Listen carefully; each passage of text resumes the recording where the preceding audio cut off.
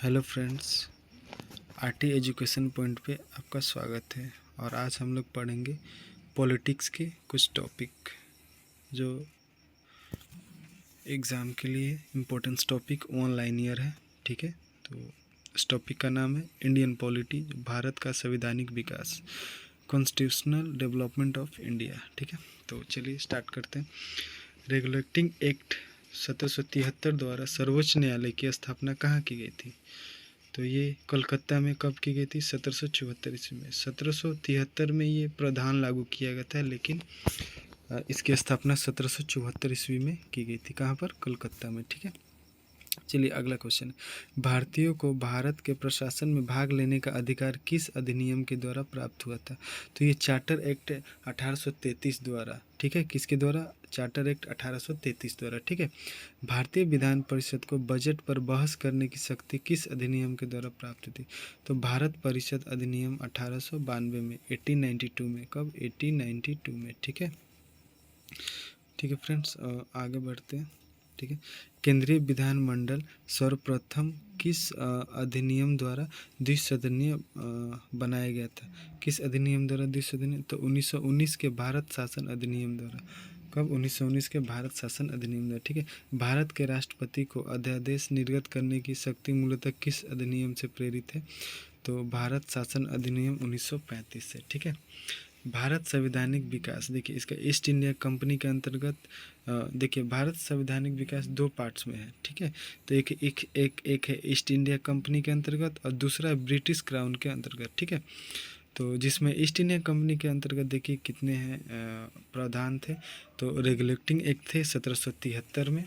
ठीक है, दूसरा पिट्स इंडिया एक्ट 1784 में। ठीक है, ठीक है, 1784 में। और तीसरा है देखिए यहाँ पर चार्टर एक्ट 1793, और फिर उसके बाद चार्टर एक्ट 1813, और फिर चार्टर एक्ट 1833, और एक था लास्ट चार्टर एक्ट 1853। ठीक है, ये कौन से थे?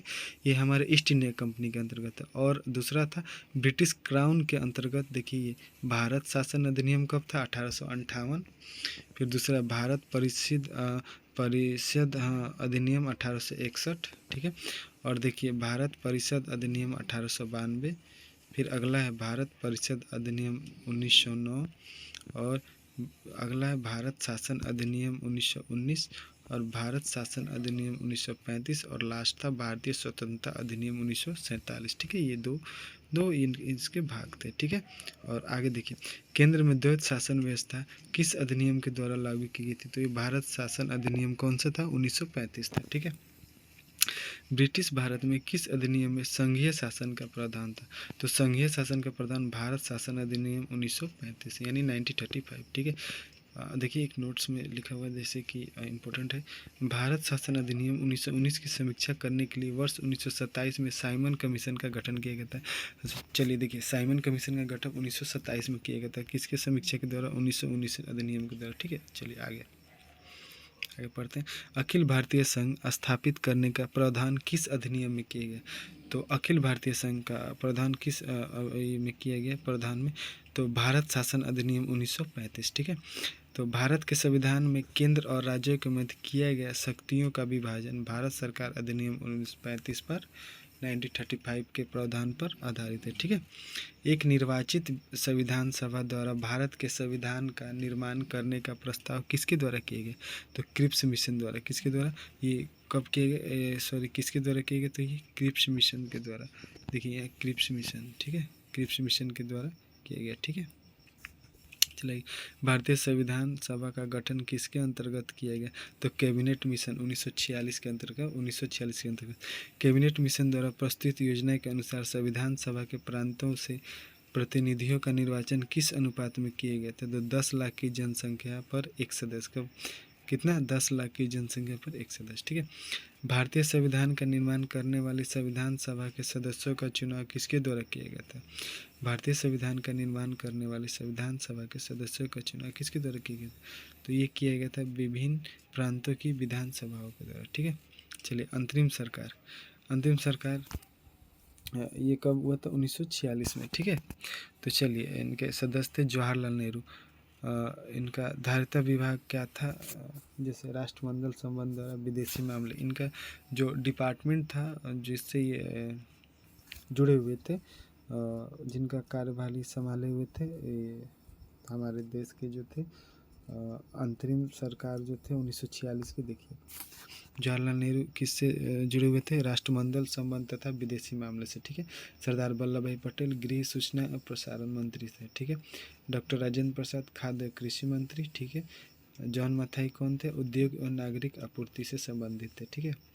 जगजीवन राम थे श्रम अधिकारी, सरकार बलदेव सिंह रक्षा मंत्री, लियाकत अली वित्त मंत्री और लियाकत अली खान, ठीक है, सॉरी वित्त मंत्री, सी राजगोपालचारी शिक्षा एवं कला मंत्री, ठीक है। चलिए आगे। भारत की संविधान सभा की पहली बैठक कब हुई थी, तो 9 दिसंबर 1946 को, ठीक है। भारतीय संविधान का प्रथम प्रारूप सर BN राव द्वारा तैयार किया गया था, ठीक है, ड्राफ्ट, ठीक है। संविधान सभा का अस्थायी अध्यक्ष यानी परमानेंट चेयरमैन किसे चुना गया था, डॉक्टर राजेंद्र प्रसाद को, ठीक है, ठीक है। संविधान सभा में पंडित नेहरू द्वारा उद्देश्य प्रस्ताव कब प्राप्त किया, तो 13 दिसंबर 1946 को, ठीक है। नेहरू द्वारा प्रस्तुत उद्देश्य प्रस्ताव संविधान सभा में कब स्वीकृत हुआ, तो 22 जनवरी 1947 को, कब 22 जनवरी 1947 को, ठीक है। भारतीय संविधान के निर्माण काल में संविधान सभा के कुल कितने अधिवेशन हुए थे, कितने 12 भारतीय संविधान के निर्माण में संविधान सभा को कितना समय लगा था, तो 2 वर्ष 11 माह और 18 दिन, 2 वर्ष 11 माह और 18 दिन। भारतीय संविधान सभा के संवैधानिक सलाहकार कौन थे, सर BN राव, कौन थे, सर BN राव। भारत की संविधान सभा ने वर्तमान रूप में राष्ट्रीय ध्वज को कब अपनाया, तो 22 जुलाई 1947 को, 22 जुलाई 1947 को। संविधान सभा की प्रथम बैठक की अध्यक्षता डॉक्टर सच्चिदानंद सिन्हा अस्थायी अध्यक्ष ने की थी, ठीक है, ठीक है। भारत का संविधान कब स्वीकार किया गया, तो 26 नवंबर 1949 को। भारतीय संविधान पूर्णतः कब लागू किए गए, देखिए इसमें देखिए यहाँ ध्यान से, भारत संविधान स्वीकार किया गया 1949 को 26 नवंबर में, और इसी 26 नवंबर 1949 में, ठीक है, और इसको लागू किया गया 26 जनवरी 1950 को, ठीक है। संविधान सभा 9 दिसंबर 1946 को संविधान सभा की प्रथम बैठक हुई, जिसमें डॉक्टर सच्चिदानंद सिन्हा को अस्थायी अध्यक्ष तथा 11 दिसंबर 1946 को डॉक्टर राजेंद्र प्रसाद को अस्थायी अध्यक्ष चुना गया। संविधान निर्माण का प्रारंभ 13 दिसंबर 1946 को पंडित जवाहरलाल नेहरू द्वारा प्रस्तुत उद्देश्य प्रस्ताव ऑब्जेक्टिव रिजोल्यूशन से हुआ, जिसे 22 जनवरी 1947 को सर्वसम्मति से स्वीकार कर लिया गया, ठीक है। 26 नवंबर 1949 को भारतीय संविधान अंगीकृत एडॉप्ट किया गया, जबकि 26 जनवरी 1950 को इसे पूर्णतः लागू कर दिया गया, ठीक है, ठीक है। आगे देखिए, आगे देखिए 26 नवंबर 1949 को भारतीय संविधान किसके द्वारा अधिनियमित किया गया था, संविधान सभा द्वारा, ठीक है। जनगण मन को भारत के राष्ट्रगान के रूप में कब अपनाया गया, तो 24 जनवरी 1950 में, ठीक है। भारत सरकार द्वारा अशोक स्तंभ को राष्ट्रीय चिन्ह के रूप में अंगीकृत किया गया 26 जनवरी 1950 को, ठीक है, 26 जनवरी 1950 को, ठीक है, 26 जनवरी 1950 को, ठीक है। संविधान सभा की सलाहकार समिति के अध्यक्ष कौन थे, सरदार वल्लभ भाई पटेल थे, ठीक है।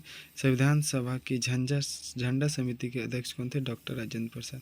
देखिए प्रमुख समितियां उनके अध्यक्ष, जैसे संघ शक्ति समिति कौन थे, पंडित जवाहरलाल नेहरू। संघीय संविधान समिति कौन थे, पंडित जवाहरलाल नेहरू, ठीक है। प्रांतीय संविधान समिति सरदार वल्लभ भाई पटेल थे। प्रारूप समिति कौन थे, डॉक्टर भीमराव अम्बेडकर। मौलिक अधिकार एवं अल्पसंख्यकों संबंधी परामर्श समिति सरदार वल्लभ भाई पटेल। प्रक्रिया नियत समिति डॉक्टर राजेंद्र प्रसाद। राज्यों के लिए समिति पंडित जवाहरलाल नेहरू। संचालन समिति डॉक्टर राजेंद्र प्रसाद, ठीक है। संविधान सभा के कार्यों से संबंधित समिति के अध्यक्ष कौन है, जीवी मावलंकर, ठीक है। डॉक्टर BR अम्बेडकर की अध्यक्षता में संविधान सभा की प्रारूप समिति में 6 अन्य सदस्य N Gopalaswami Ayyangar, doctor K Munshi, BM Mitra, बाद में इनके स्थान पर नए माधवन राव, अलादी कृष्ण स्वामी अय्यर, सैयद मोहम्मद सदुल्ला तथा डॉक्टर P खेतान, बाद में इनके स्थान पर TT कृष्णाचारी थे, ठीक है। संविधान सभा ने डॉक्टर BR अम्बेडकर की अध्यक्षता में प्रारूप समिति का गठन किया था 29 अगस्त 1947 को, ठीक है, 29 अगस्त 1947 को। डॉक्टर BR अम्बेडकर का संविधान सभा में निर्वाचन किया प्रेसिडेंसी में, किस प्रेसिडेंसी में हुआ था? तो बम्बई प्रेसिडेंसी 1947-1950 में। पहले बंगाल प्रेसिडेंसी से 1946-1947 में, ठीक है। आगे चलिए, भारतीय संविधान में मौलिक कर्तव्यों का विचार किस देश के संविधान से लिए गए? तो रूस के संविधान से। किससे? रूस से। ये टॉपिक है जो संविधान के विभिन्न प्रावधान और उनके स्रोत, ठीक है। आगे पढ़ते हैं। भारतीय संविधान में राज्यों की नीति निर्देशक तत्वों की संकल्पना किस देश संविधान से अभिप्रेरित है? आयरलैंड से। किससे? आयरलैंड से, ठीक है। भारतीय संविधान की प्रस्तावना में सम्मिलित स्वतंत्रता, समानता एवं बंधुत्व का सिद्धांत किस देश से लिए गए? फ्रांस से, ठीक है। भारत में न्यायिक पूर्वावलोकन की संकल्पना किस देश के संविधान से ली गई है? तो संयुक्त राज्य अमेरिका से। किससे? संयुक्त राज्य अमेरिका से, ठीक है। आइए देखिए, भारतीय संविधान एक विशेष संविधान सभा द्वारा निर्मित एवं लिखित संविधान है, ठीक है। इस दृष्टिकोण से भारतीय संविधान अमेरिकी संविधान के समतुल्य है, ठीक है। भारतीय संविधान में संवैधानिक संशोधन का प्रावधान किस देश से लिया गया है? यानी कॉन्स्टिट्यूशनल अमेंडमेंट, ये दक्षिण अफ्रीका से लिया गया, ठीक है। चलिए आगे देखते हैं। भारत के संविधान में सम्मिलित आपातकालीन उपबंध किस देश के संविधान से प्रेरित है? तो ये जर्मनी से, ठीक है। ये किससे है? जर्मनी से, ठीक है। शक्तिशाली केंद्र के साथ भारत की संघात्मक व्यवस्था यानी फेडरल सिस्टम किस देश के साथ संविधान से प्रेरित है? ये कनाडा से, ठीक है। भारत के संविधान में सम्मिलित समवर्ती सूची यानी कॉन्करेंट लिस्ट किस देश से ली गई है? ऑस्ट्रेलिया से, ठीक है। भारतीय संविधान में निहित विधि द्वारा स्थापित प्रक्रिया किस देश के संविधान से ग्रहण की गई है? जापान से, ठीक है। निहित विधि, ठीक है। भारतीय संविधान की प्रस्तावना में सामाजिक, आर्थिक एवं राजनीतिक न्याय का आदर्श का प्रावधान किस देश के संविधान से प्रेरित है? रूस से। भारतीय संविधान में संसदीय विशेषाधिकार यानी कि पार्लियामेंट्री प्रिविलेज की संकल्पना किस देश के संविधान पर आधारित है? तो ये ब्रिटेन, ठीक है। आगे देखते हैं फ्रेंड्स, भारत के संविधान में सम्मिलित मूल अधिकार यानी फंडामेंटल राइट्स किस देश के संवैधानिक प्रावधानों से प्रेरित है? ये तो USA यानी संयुक्त राज्य अमेरिका। विभिन्न देशों के संविधानों से लिए गए प्रावधान, ठीक है। तो आगे देखिए, चलिए देखिए, देश संयुक्त राज्य अमेरिका। प्रस्तावना के शब्द: हम भारत के लोग, मूल अधिकार, स्वतंत्र न्यायपालिका, न्यायिक पूर्वावलोकन, सर्वोच्च न्यायालय एवं उच्च न्यायालय के न्यायाधीशों को पद से हटाए, ठीक है।